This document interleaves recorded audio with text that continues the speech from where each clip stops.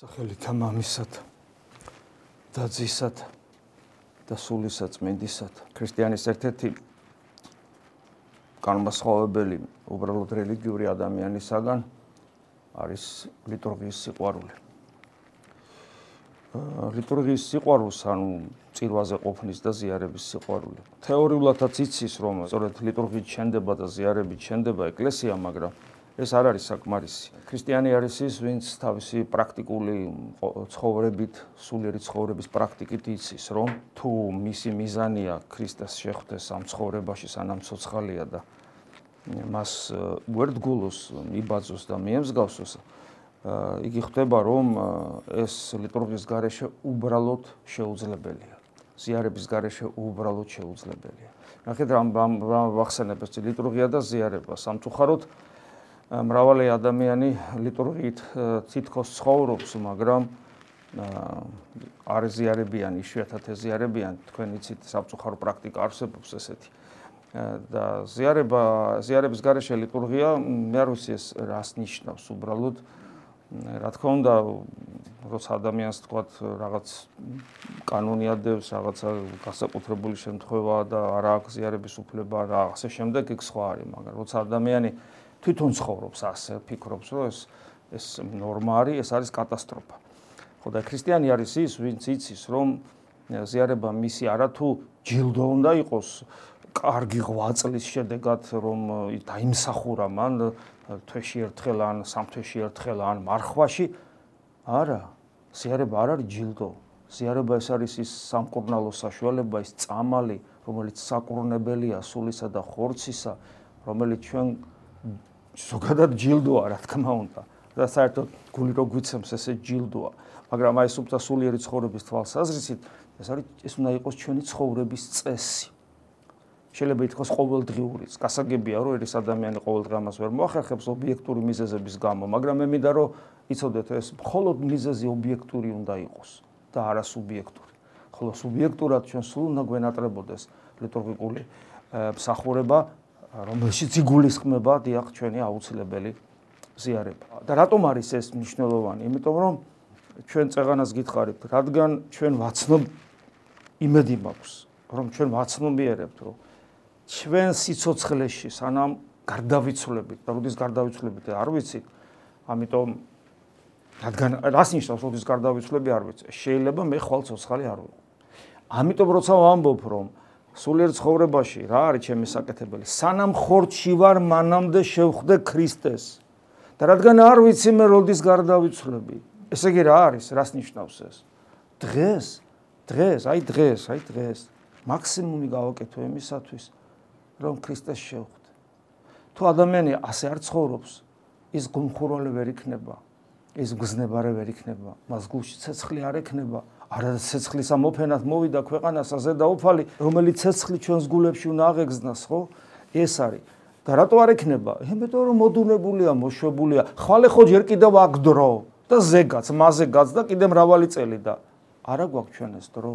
არ ვიცით ჩვენ არაფერი.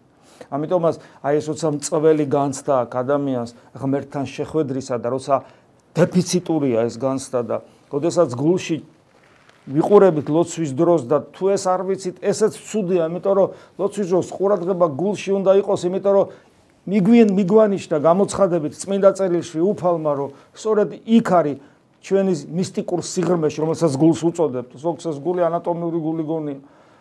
ესეც არის სამწუხარო. და აი იქ მისტიკურ სიღრმეში რომ არის შეხვედრის ადგილი უფალთან, როცა ჩვენ ეს ვიცით და ჩვენ ამას ვცდილობთ და არაფრის, სიბნელის, ჯოჯოხეთი, ანუ უღმერთობის, ანუ ჯოჯოხეთის გარდა ვერაფერს ვერ პოულობთ. და მე როცა ცოტა შეღავათი გვეძლება ლიტურგიაზე ყოფნისა და ზიარების დროს, აი ამ დროს ხდება ადამიანი. თუ როგორი მნიშვნელოვანია წირვა, ანუ რა გამოვიდა? ესე იგი თუ ადამიანი ღმერთს არ ეძებს და თუ ადამიანი ვერ ხვდება, რომ გულში ყოფნით ჯოჯოხეთში იმყოფება, საკუთარ გულში ყოფნით ჯოჯოხეთში იმყოფება, მაგრამ ახსოვს რა სილვან ათონებთან ქრისტეს გამოცხადება, რომ ნუ გეშინია, კი ბატონო, იყავი შენ მაგ ჯოჯოხეთში, მაგრამ იმედი არ დაკარგო, ეს უფლის სიტყვებია, ხო? ამ დიდი წმინდანის მიმართ თქმული. და ესე ცდილობს ვერ გამოსდის, არ გამოსდის, თვით ისე დიდ მოღვაწესაც ეფრემ არიზონელი ამბობს ერთხელ, რომ მთელი ღამე მიწვალია და არაფერი გამოსულა, მაგრამ მე წირვაზე დაუსაჩუქრებია ღმერთს, ხო? და როდესაც მე მოდიხარ მსახურებაზე და გზნობ, რომ რაღაცა გაცოცხლდა შენში, აი მაშინ ხვდები ლიტურგიკული მსახურების ზიარებით ურთ ნიშნულობას, მაშინ გიყვარდება წირვა და მაშინ ხდები ნამდვილი ქრისტიანი, იმიტომ რომ ქრისტიანობა ეს არის ერთობა. რატო? იმიტომ რომ ლიტურგია სწორედ ერთობაა, ერთობა ერთმანეთთან და ერთობა ღმერთთან. ლიტურგია არ არის ღმერთთან ერთობა მხოლოდ, ლიტურგია მით უმეტეს არ არის ერთმანეთთან ერთობა მხოლოდ, არამედ ერთობა ღმერთთან და ერთობა ერთმანეთთან, როცა ჩვენ ვიკრიბებით ეკლესიად, როგორც პავლე მოციქული ამბობს. ვიკრიბებით არა უბრალოდ როგორც რელიგიური ადამიანები შენთვის, მე ჩემთვის, ის თავისთვის, არამედ ვიკრიბებით და ყველა თავისას რომ თავის რელიგიურ გზნობებს რომ იკმაყოფილებს და თავისთვის არის და თუ შემთხვევით ვიღაცა შეეხო მუჯლუგუნიც მიარტყას და არ ხდება თუ რა არის. სამწუხაროდ რა არ გვინახია თუ რა არის, როცა ჭეჭყვაში ზიარების რიგში ჩამდგარი ადამიანები ერთმანეთს მუჯლუგუნს ურტყავენ. არ გვინახია თუ რა არის. არ გვინახია თუ არა ის რომ ადამიანი ერთ წუთში ეზიარება და მეორე წუთში უბღვერს თავის მოყვას სულიერ დას ან ძმას. არ გვინახია როცა მე ადამიანს ეტყვი რომ ეს როგორ შეიძლება და ვერ იგებს. აბა ის რომ ასე ვერ იგებს, გესმით? მაგრამ ქრისტიანობა ეს არის, როდესაც ჩვენ ერთად ვართ ეკლესიად შეკრებილნი, ეკლესიად რას ნიშნავს? ქრისტეს სხეულად. აი პავლე მოციქული რომ ამბობს, როცა ვიკრიბებით ეკლესიად, შეიძლება ასე ვთარგმნოთ პავლე მოციქულზევე დაყრდნობით, როცა ვიკრიბებით ქრისტეს სხეულად. მაშინ დიდი ძალა აქვს ჩვენს ერთობას. სადაც იყვნენ ორნი გინა სამნი შეკრებულ სახელის შემისათვის მუნ ვარ მე შორის მათსა. უფალი ამბობს. უფალი ჩვენთან არის ამ დროს. და ჩვენ თხოვნას დიდი ძალა აქვს და რას ვევედრებით აქ რო ვართ? ღმერთთან შეხვედრას, გულის გახსნას უფლისათვის, მადლის მოხვეჭას, ღვთისა და ერთმანეთის სიყვარულს. აი ამას ვევედრებით უპირველეს ყოვლისა. გესმით, ამას ვევედრებით. ეს არის დომინანტი ჩვენ სათხოვარში. და ვადიდებ თუ ანგაროთ ღმერთს, გვიხარია რომ ღმერთი არის. ერთმანეთს რო ვხედავთ, ესეც გვიხარია. გესმით, აი ეს არის უნიშნელოვანესი. მაგრამ ამას რა უშლის ხელს? ამას უშლის ხელს უსიყვარულობა, არაგულმოწყალებითი, არამიმტევებლობითი ურთიერთობა ერთმანეთთან, იმიტომ რომ თუ სიყვარული ღვთისადმი და სიყვარული ადამიანისადმი, ეს ერთდროულად ვითარდება ჩვენში და ერთდროულად ქრება თუ ის ქრება. იმიტომ რომ თუ არ გიყვარს ადამიანი და არ ცდილობ ადამიანის შეყვარებას, რომელსაც ხედავ, როგორ უნდა შეიყვარო ის, ვისაც ვერ ხედავ. ოსორია. ამიტომაც ნახეთ, პეტრე ეუბნება, მოუხდა პეტრე და ეუბნება, უფალო რაოდენ გზის, შემცოდოს მამან ჩემან და მიუტევო მას. ვიდრე 7 გზისამდეა? ხამასიესო არა გეტყვი შენ ვიდრე 7 გზისამდე, არამედ 327 გზის. ანუ ფაქტობრივად სიტყვათა თამაშია რა. ანუ ფაქტურად სულ მუდმივად უნდა მიუტევო ადამიანს, გესმით? აი ეს უნარი, რა უნარია ეს? ეს არის ქრისტეს თვალებით რო უყურებ მოყვას ზუსტად, იმიტომ რომ თუ ქრისტეს თვალებით არ უყურებ მოყვას, რა თქმა უნდა ამის უნარი არ აგვაქვს ჩვენ. ჩვენ ხანდახან არის ხოლმე რომ ჩვენ შეიძლება ვიღაცამ გვიმტრო და თქვათ გულში ფიქრობთ რომ მიტევებული გვაქვს და ვივიწყებთ, ხო, და როცებში შეიძლება ვიხსენებ. და უცებ შეიძლება ადამიანმა გაიგოს იმ ადამიანის რომელმაც გიმტრო, იმის წარმატება, იმის რაღაცა იმ წამსო რაღაც ბორგვა ეწყება ადამიანს გულში, ბორგვა რომ აი ჩვენი სიძულვილი და უსიყვარულობა ადამიანისადმი დაუმორჩილებელი გზნობაა ჩვენთვის. რატომ? იმიტომ რომ ადამიანური რესურსი არ აგვაქვს ჩვენ სიყვარულისა.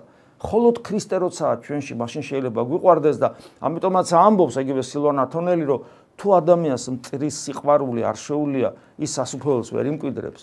ერთ-ერთი უმთავრესი ნიშანი ჩვენში მადლის არსებობისა მტრის სიყვარულია. რატო? იმიტომ რომ მტრის სიყვარული ადამიანს ბუნებითად არ შეუძლია. ბუნება რა არის ადამიანის ბუნება? ყავის სამოსელი გვაქვს, ანუ ხორცნი ვართ, ანუ პირუტყვი ვარ და პირუტყვს ახლა სად შეუძლია? პირუტყვი ცხოვრობს თვითგადარჩენის ინსტინქტით. სად შეუძლია იმას იმის სიყვარული, ვისაც მის შეჭმა უნდა? რა თქმა უნდა არ შეუძლია. მხოლოდ ღმერთს შეუძლია ეს. გესმით, მხოლოდ ღმერთს.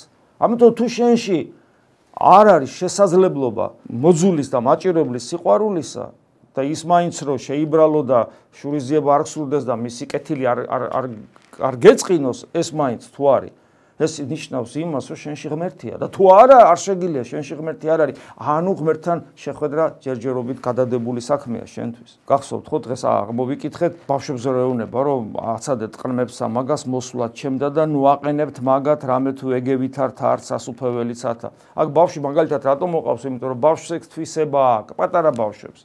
ვიღაცა რო გაუბრაზდება, მეორე წუთში ბავშვს ავიწყდება, ხო? პატარა არის. ანუ ბავშვის ბოროტ ხსოვნას სიღრმე არ აქვს, იმ წამსვე ივიწყებს. მინდობია და სიყვარულს ყველაზე მეტად ბავშვი აღიქვავს.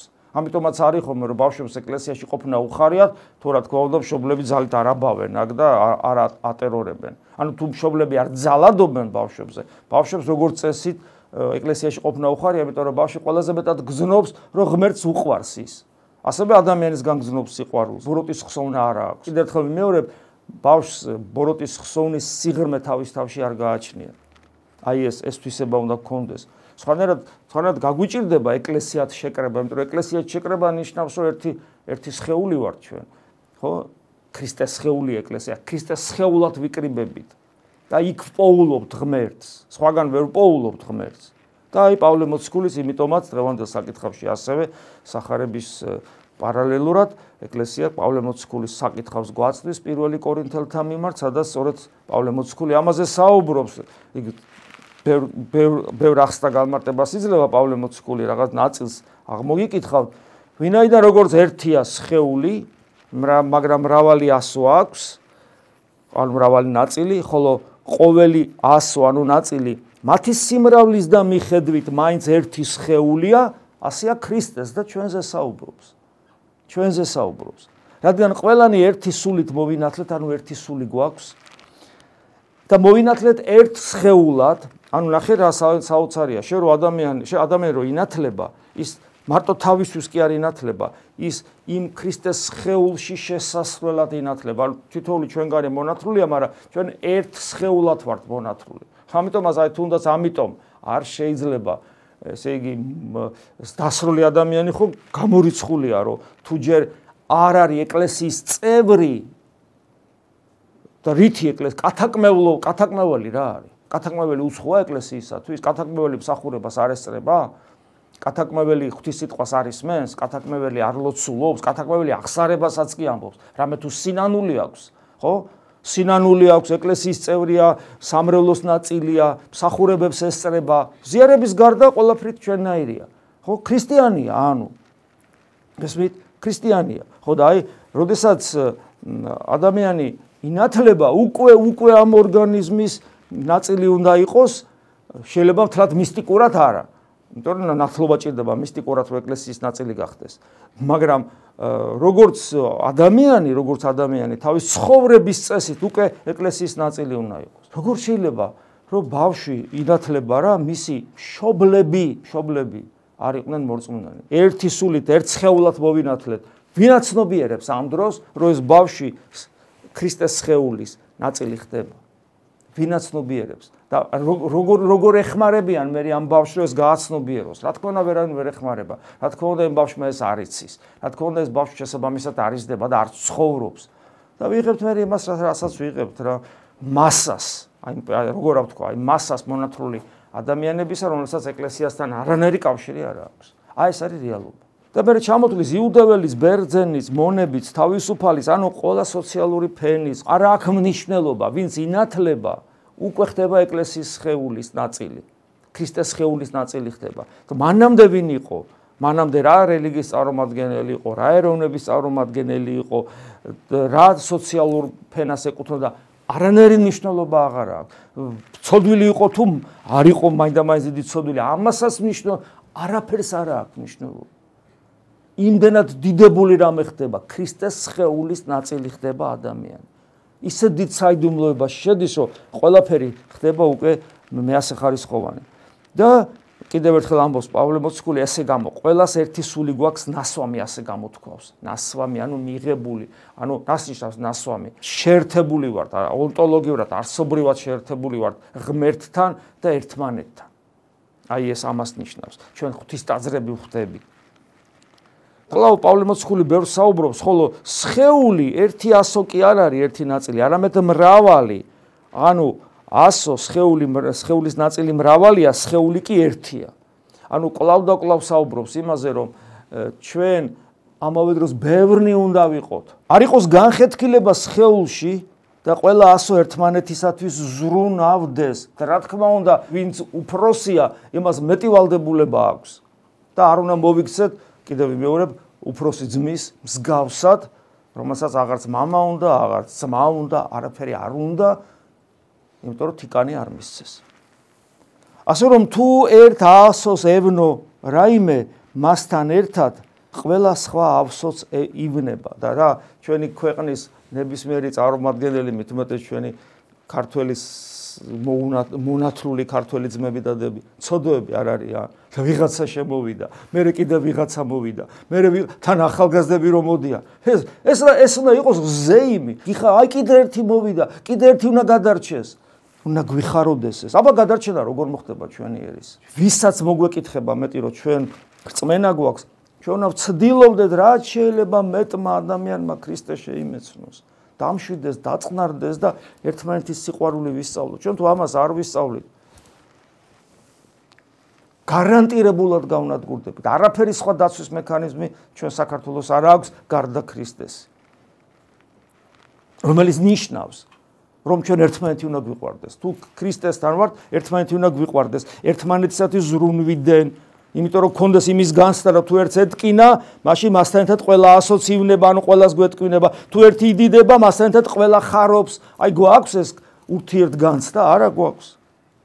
და გვახსენებს ბოლოს კიდევ ერთხელ პავლე მოციქული, ხოლო თქვენ ერთად ხართ ქრისტეს სხეული. ქრისტე ჩვენშია. ამიტომაც, სადაც იყვნენ 2 და 3 შეკრებილი სახელისა ჩემისათვის მუნ ვარ მე შორის მათსა. და ამიტომ არის, რომ ქრისტე ჩვენშია და თუ ერთმანეთსადმი სიყვარული და ერთ სხეულად განცდის, განცდა არა გვაქვს.